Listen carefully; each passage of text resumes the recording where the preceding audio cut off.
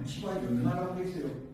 5천만 원이죠. 가격이 5천만 원. 그래서 제가 신목회장에서 5천만 원이냐 내릴 정도니까 신경 말고 끝이라면 재수 없으니까 이러더라고요. 신목회 회비로 낸다니까 신경을 쓰지 말라더라고요. 회비 끄는 게 뭐 회칙이니까. 회칙도 요즘은 문서로 되어 있지 않아요. 왜냐면 문서로 만들면 그 자체가 국토행위잖아요. 독점규제비 공정거래법 위반된 소지가 있거든요. 그냥 부수고 그냥 친목회 연말 뭐 이런 거 할 때 그냥 말로만 해요. 친목회를 뭐 한 달에 한 번 정도 주변에 있는 사람들끼리 모이고 이렇게 해요. 친목회 하면 재밌어요. 어떤 여자분 화장실 가니까 언니 술 한잔 하고 막 이러더라고. 한 잔 주고 또 갔다 오니까 한 잔 주고 가고 나니까 전혀 나쁘면 내 물건 빼들고 막 욕하더라고. 그러니까 일단 또 한 잔 주고 그 다음날 오전에 또 전화해가 싸우더라고. 왜 내 물건 빼돌리냐 나쁘냐 하고 막 싸우더라고요. 그리고 나서 오후에 언니 공동중개하게 물건 있어 하고 전화해요. 이렇게 탄력적 사고를 해야 돈은 많이 벌어요. 이 탄력적인 돈 벌기 어려워요. 그래서 저는 한 번 읽은 걸 영원한 적으로 하니까 이 세상에 영원한 적도 영원한 친구도 없다는 걸 열심히 느꼈어요. 없어요, 실제로. 그렇게 해야 탄력적 사고를 해야지 영원히 저 사람하고 다시 말을 한다 이러면 돈을 못 번다고요. 네, 그게 굉장히 탄력적 사고를 하는 게 현업에 나가면 현업뿐만 아니라 모든 인생살이 자체가 그래 영원한 적도 영원한 친구도 이 세상에는 없습니다. 어쨌든 뭐 이런 거 보니까 그래서 천안 같은 데는 지금 프리미엄이 한 1,500만 원 이렇게 붙어 있더라고요. 1,500만 원 붙어 있으니까 다운 계약서를 300만 원 비붙은 걸 하더라고요. 그럼 기본 공개 250 되잖아요. 그럼 50만 원에 뭐 66%를 내든 77%를 내든 세금 얼마 안 되죠. 그래서 그런 식으로 현실은 그렇게 하고 있더라. 다운 계약서를 적고 있더라는 이야기입니다. 참 어려운 부분입니다. 아까 현금으로 가져오라고 하잖아요. 그 피주권의 현금 다운 계약서. 근데 꼭 누가 민원 넣으면 현금도 다 적발돼요. 현금도 금융결제원에 다 통보되도록 되어 있어요. 거래 금액이 많으면. 그러니까 다 어쨌든 샅샅이 뛰면 다 나중에는 적발되겠지만 현실적으로는 국세청에서도 전부 다 지금 시세가 아예 그 사업 발전이 이렇게 올라와 있잖아요. 다 한다는 이야기. 다 하면은 특별하게 다른 사람은 아무도 안 하는데 나만 하면 그게 딱 눈에 들어오잖아요. 그럼 조사할 수도 있죠. 한국 부동산원에서 실사하는 경우도 있더라고요. 그 제가 아는 분은 중개보수를 초과해서 받으면서 그걸 아마 다운계약서를 적고 실제로 중개보수는 다운계약서 적기 전에 그걸 했나봐요. 그래서 현금 영수증까지 교부해 준 거예요. 예를 들면 신고는 1억이라 해놓고 2억에 대해서 중개보수를 받는다고 다운계약서 적었으니까 그럼 2억에 대해서 현금 영수증까지 교부해 준 거예요. 0.9% 오피텔이 했으니까 0.5% 이렇게 받은 걸로 해가지고 현금 영수증까지 교부해 주니까 한국 부동산원에서 연락 왔대요. 이거 의심거래로 이상하다. 이거 다른 거래와 비교할 때 금액이 이상하다. 그래서 확인 설명서하고 계약서, 팩스로 보내라고 했대. 보냈더니만 한국 부동산원에서 수사 거래한 거예요. 중개보수 초과해서 받았다고. 그 적혀있는 금액보다 더 초과해서 받으니까. 그 절대로 현금 영수증 이런 걸 초과해서 끊어주면 안 되겠죠. 현금으로 받고 본래 산속에서 초과해서 받으려면은 이렇게 해야 되겠죠. 꼭 하려면 뭐 컨설팅 수수료 영수증을 끊어주든지 그러면 컨설팅 수수료 영수증 끊어주면 초과해서 받아도 처벌 안 받느냐? 단정할 수는 없습니다. 판례는 실제 컨설팅을 해주지도 않고 영수증 이름만 컨설팅 영수증으로 끊어줬다면 중개보수 초과에 저촉될 수도 있다. 그래서 중개를 운영하거나 취직하면 손님이 누가 물건을 얽히면 끝까지 물건을 얽히면 다 위반될 소리가 있습니다. 100% 지키기는 어렵습니다.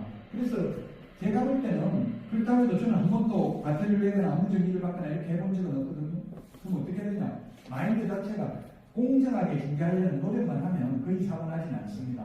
누군가 한 사람에게 매도인이나 매수인 누구에게인가 피해를 입히면 피해를 당했다 생각하면 가만 안 있잖아요. 물건 안 가지고 개공개사를 괴롭힌다고 어떻게 되는지 막 물고 늘어진다고요. 그러니까 공정하게 중개하려는 노력은 하셔야 된다고요. 한 사람에게 특별히 피해를 입히면 그 사람들이 가만히 안 있는다는 이야기입니다. 위험과 수익률은 비례한다는 말을 많이 느끼게 되어 있더라고요. 안전하면서 돈 많이 벌 수 있는 건 없죠. 현실 모든 세상살이가 위험한 만큼 수익률은 높은데 그만큼 위험을 감수는 해야 될 겁니다. 자, 그래서 이런 유권의 세계에 의해서 손피, 즉 양도소득세를 매수인이 부담하기로 하는 계약은 효력은 있지만 현실적으로는 양계약서를 적을 수밖에 없도록 되어 있다. 구조적으로. 자, 그래서 이제 법 개정된 부분인데요. 자격증 등록증을 오래 공부하신 분들은 다 아시겠지만 양도 대여를 알선하는 사람도 소개하는 사람도 1년 이하의 진행이나 1,000만 이하의 벌금에 자도록 바뀌었다.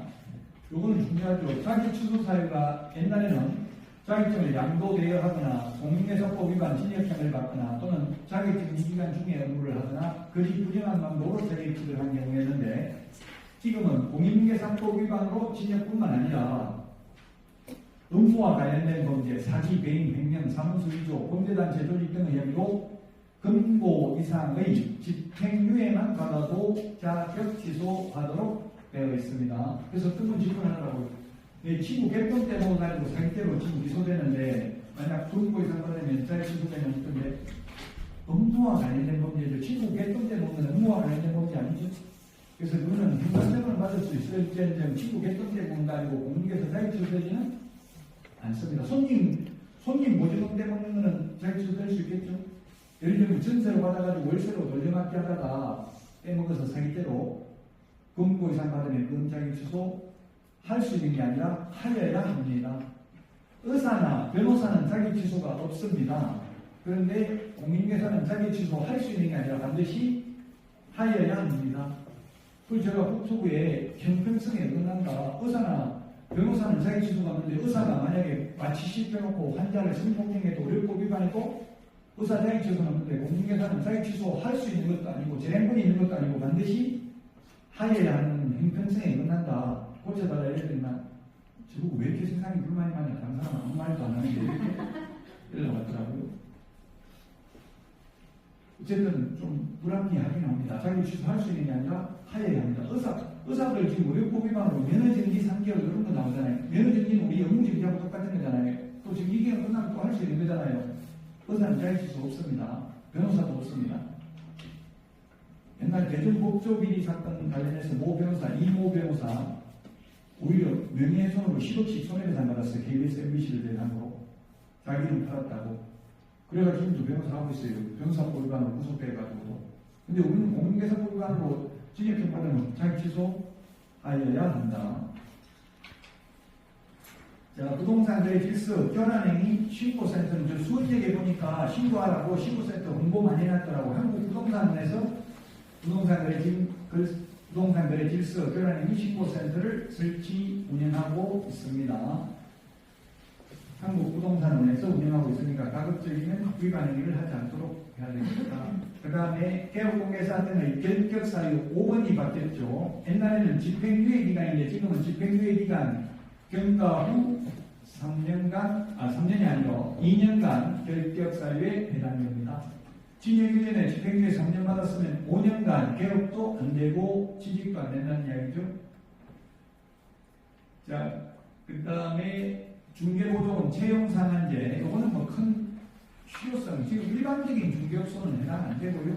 기획부동산, 떴다방, 이렇게 해당될 수 있다고. 2층에 있는 부동산. 그 2층에 서울 강남 대랑로 이런 데가 오면 2층에는 전부 기획부동산, 모매사 이런 것밖에 없어요. 대부분.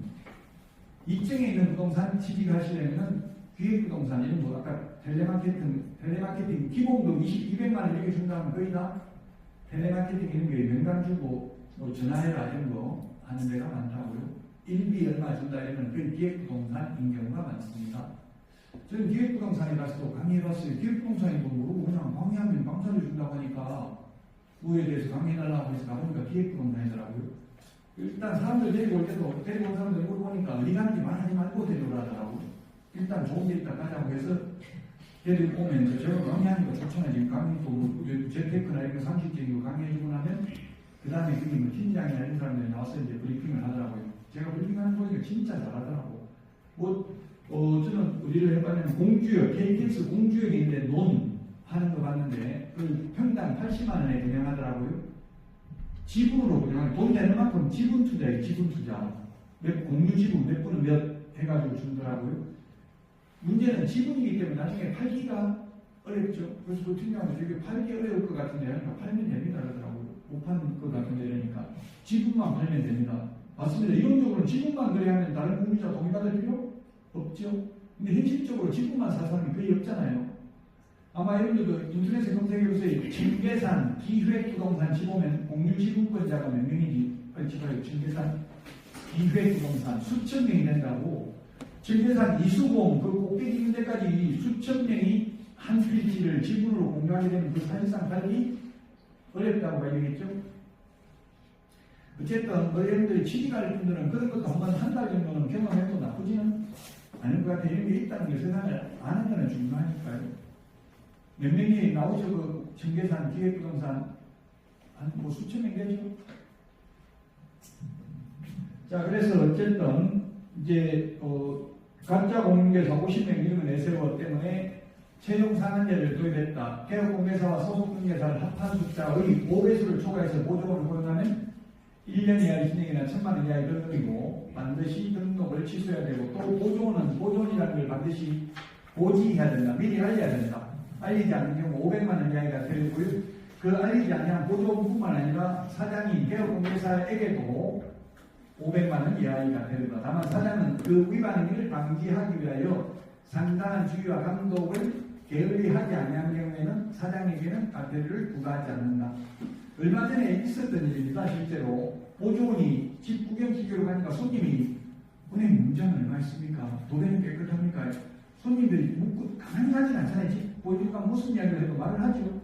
그 말 대꾸를 안 할 수가 없잖아요. 그러니까 중개